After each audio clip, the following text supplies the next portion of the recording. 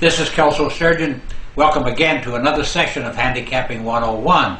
We've got a lot to talk about. Let's start with college football today.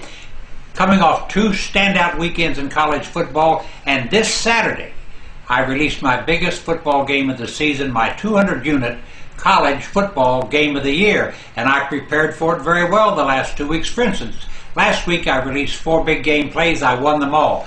My Pac-10 game of the year got the money with underdog Oregon State over Arizona. I hit a 50-unit parlay with underdog Illinois over Penn State, and then Northern Illinois over Temple. Came right back on Saturday night and got the cash with Utah's blowout over Iowa State. I'm ready to win the big one for you, and I will this Saturday. Once again, my college football game of the year, 200 units, wins on Saturday. It will be available on this site beginning at 12 noon Eastern Time on Friday. Also available at the office toll-free at 1-800-755-2255.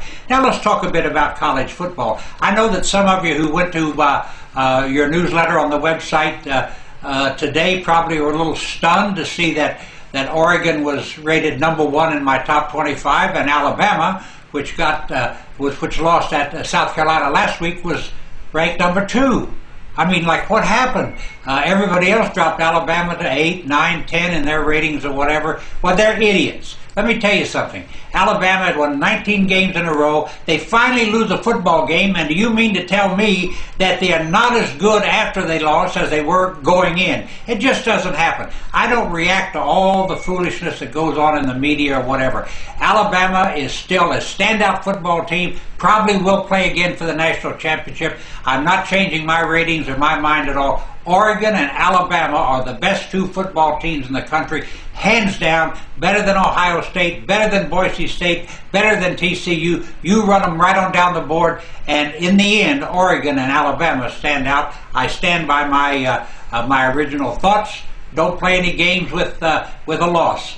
A team is what it is, and Alabama is right now #2 behind Oregon, and that's almost a dead heat. Now, for those of you who like to play homecoming games because you think the homecoming team has an edge, I'd like to share a couple of thoughts with you because there are 22 such games this weekend. Thus far, we've had 29 homecoming games this football season.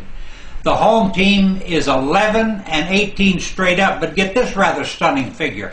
8-21 against the number. There's no edge in betting a homecoming team. There never has been. That's a myth that I guess flows through the minds of people who are a bit sentimental about their favorite school or whatever. When you handicap a team that's playing a homecoming game, forget the homecoming part of it. Don't even factor it into the elements of handicapping. Just handicap the game straight as a football game. You will win the money more often than not. Thank you very much for watching. We'll be right back here tomorrow with more college and NFL football.